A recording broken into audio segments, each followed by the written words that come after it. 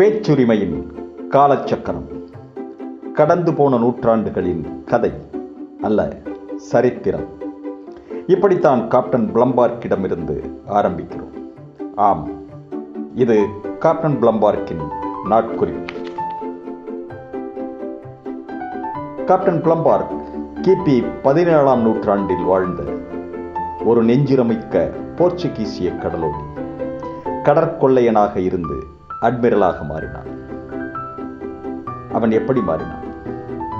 சிறு வயதில் அனாதையாக கடற்கரையில் சுற்றித் திரிந்தான். அங்கு வந்த கப்பல்களில் வரும் கடலோடிகளுக்கு, அதாவது மாலுமிகளுக்கு எடுபிடி வேலைகள் செய்தான். அவர்கள் சொல்லும் சிறு சிறு வேலைகளை செய்து குடலை கழுவிக்கொண்டான். கப்பல் வரவில்லை என்றால் தன்னுடைய உடைந்த தூண்டிலை கொண்டு கடலில் மீன் பிடித்தான். அவன் கப்பல் வேலையில் சேரும் பொழுது மாற்றுடை இல்லை. ஒரு உடைந்து போன படகின் இடுக்கில் மறைத்து வைத்திருந்த ஒரு கால்சட்டையும் திருடு போய்விட்டது. ஆனால் விடாமுயற்சியின் தன்னம்பிக்கையும் அவனை உயர்த்தியது. 10 பருவத்தில் திறமையான மாலுமியாகிவிட்டான். நட்சத்திரங்களையும் திசைகளையும் நாடுகளையும் நட்சத்திரங்களை பார்த்து திசைகளையும் நாடுகளையும் மிகச் சரியாக அடையாளம் காண தெரிந்திருந்தான்.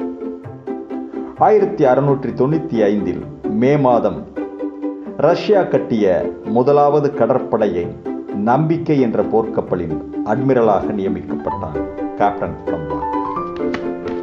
ரஷ்ய கடற்படையில் சேர்ந்த முதலாவது போர்ச்சுகீசியன் அவன்தான். கேப்டன் பிளம்பார்க் 1ஆம் நம்பர் குடிகாரன். தீய செயல்களில் கரை கண்டவன். பல நாடுகளால் தேடப்பட்ட கடற்கொள்ளையன். பல நாடுகளில் தூக்கு மரம் வரை சென்று மயிரிழையில் உயிர் தப்பி தோலை காப்பாற்றிக் கொண்டான். கருங்கடல் முதல் மத்திய தரைக்கடல் மற்றும் பால்டிக் கடல் பகுதிகளின் இண்டு இடுக்குகளையும் நன்கறிவான் கேப்டன் பிளம்பார்க். பிற கப்பல்களை சூறையாடும் அவனுடைய திறமையில் நம்பிக்கை வைத்து தனது முதலாவது கடற்படையின் அட்மிரலாக்கினான் சக்கரவர்த்தி பீட்டர். இப்படித்தான் கடற்கொள்ளையனாக இருந்து அட்மிரலாக மாறிய கேப்டன் பிளம்பார்க்கின் நாட்குறிப்பு இப்படித்தான் நகர்கிறது.